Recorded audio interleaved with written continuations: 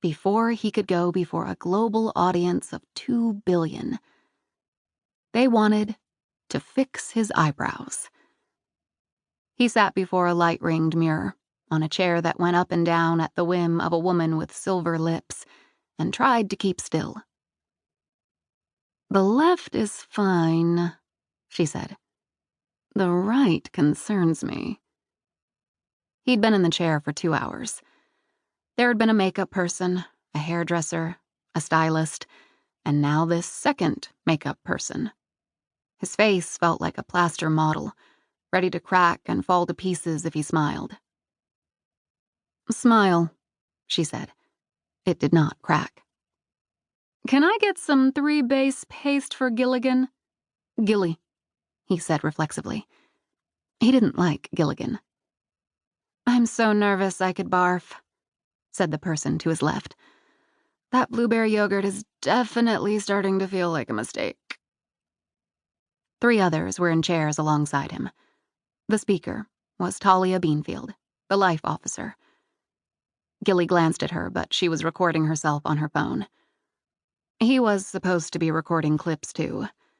Service wanted to stitch them together into a behind-the-scenes feed of the launch ceremony. She caught his eye and smiled. For most of the last half hour, Beanfield had been immersed in towels and clips. She looked good now, though.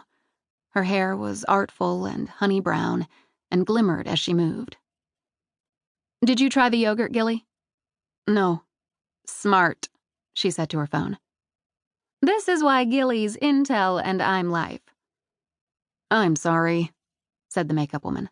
"I need to get in there." She stood between them and resumed her attack on Gilly's face. "Stop giving the makeup people a hard time, Gilly," Beanfield said. "You and your unruly eyebrows."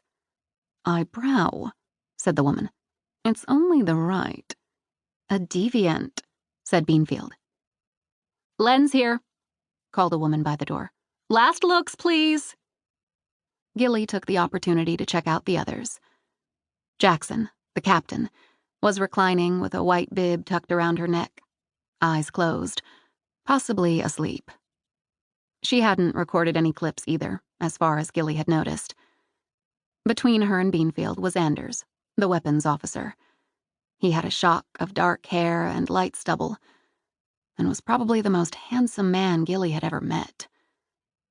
On the occasions Gilly hadn't been able to avoid seeing his own press, he was always struck by how out of place he looked, like a fan who'd won a contest to meet celebrities.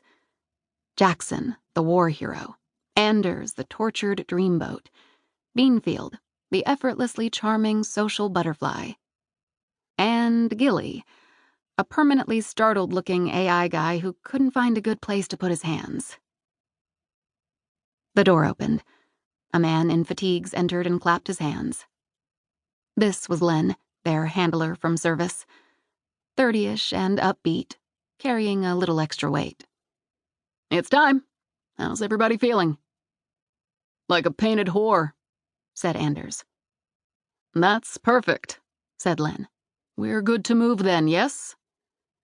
"Yes," said Jackson, awake after all. She peeled off her bib and was at the door before the rest of them had managed to extract themselves from their makeup thrones. The silver-lipped woman stepped back and, for the first time in a while, looked into Gilly's eyes instead of around them. "Good luck out there," she said.